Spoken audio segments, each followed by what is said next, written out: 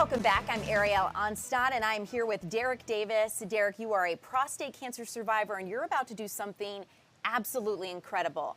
Climb Mount Kilimanjaro. That's correct. How did you even conceive of such an idea? I did not.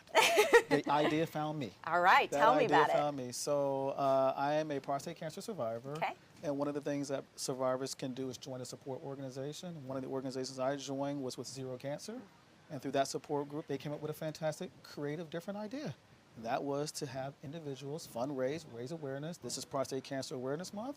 And actually summit Mount Kilimanjaro. That's incredible. It's crazy, isn't it? When you first learn, holy cow, I am going to scale one of the world's tallest surfaces, did your heart plunge just a little bit? When I realized it. And it's still plunging. Really? It is still plunging right now, absolutely. Do you have any experience climbing mountains? I have experience in Atlanta with Kennesaw Mountain and Stone Mountain. And that's about the extent of it. Okay, well, you know what? If you hear people in Atlanta tell it, Stone Mountain's great practice. Great practice. For the tallest summits. The tallest summit, yeah. So tell me a little bit about your cancer journey. When were you diagnosed? When did you realize that this was happening to you? Tell me. My cancer journey is actually a 3-time cancer journey. Okay. I learned that I got diagnosed with cancer, Hodgkin's lymphoma, just out of college at the age of 23. Wow, And so from young. I was young. I was fortunate then to have my engineering degree and work for a company that provided health care and get my treatment caught and provided early and covered. I went through 5 years of remission, and then that was right at the point when I was getting married. So I was actually engaged before I learned that I had got diagnosed with cancer. And then when my wife and I decided, and we'll be celebrating 24 years this year, when we found out that we were having our first child, I relapsed and had cancer number 2. So during that time, some years later, as you get older, wellness starts to become a factor in your life, and I reached out to a new doctor. And at that time, even though I wasn't at the age of 50, he actually decided to go ahead and do a PSA screening for me. Okay. And during that PSA screening for me, we learned that my numbers, although normal, were elevated. And that was a critical distinction point there. It was still within the normal range, but for my age and my race, it was still elevated for me. He decided at that point to be a little bit more proactive, referred me out to a specialist. We looked at things. We probably thought at that time it wasn't anything to be concerned about. Fast forward a year later, my number increased even more. And at that point, we made the confirmed decision that we did a biopsy and confirmed that it was, in fact, prostate cancer. It's incredible to think that every big milestone in your life, you faced this diagnosis over and over again. And I can, I just feel so emotional thinking about that for you, because it is such a strong battle to deal with your health. And for those who are streaming and those who are listening who've been through something similar, it's a good feeling to know you're not alone, but it can be such a lonely journey. Cancer, even though so many people may deal with this diagnosis, sometimes it can feel like you're the only one going through it. It can. I mean, there's no playbook for each individual person, because each person's unique and their journey is unique with it. But some things that I would advise people to do is if they get any kind of diagnosis, whether it be cancer or some other diseases, number one, take a breath. Take a breath. More than likely, there are resources out there, particularly joining a support group is very important. You learn a lot during a support group. I also inform individuals, talk to your family, share it. I mean, you have 2 choices, and it's difficult. It's a personal choice. You can be vulnerable and share. You can be vulnerable and private, but don't try to do this alone. Actually, reaching out to individuals is probably the best thing that I could advise anyone with it. You were talking a little bit about how you got screened, and you mentioned a specific screening and your risk factors. What are the risk factors for prostate cancer? Well, prostate cancer right now is the #1 cancer affecting men in this country. Okay. It is the #1 cancer affecting men in this country. And typically right now, you'll see different numbers depending upon which demographic you're talking about.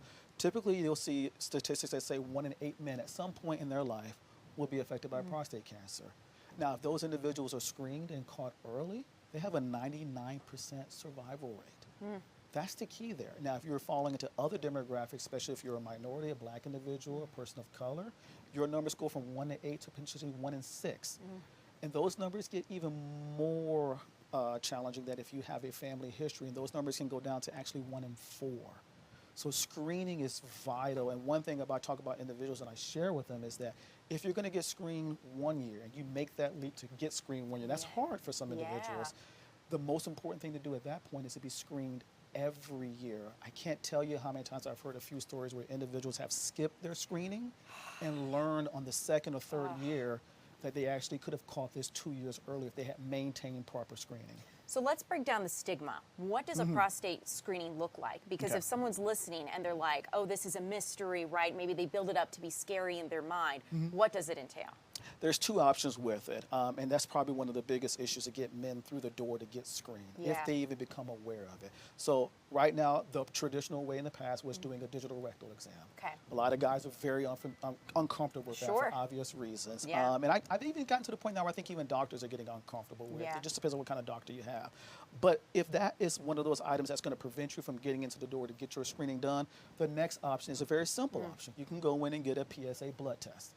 And that PSA blood test will be evaluated and do a screening mechanism to suggest, hey, do your numbers look favorable, or is there a concern there that we need to look closer at? It's not a diagnostic tool. It's just a screening tool that you can do every year.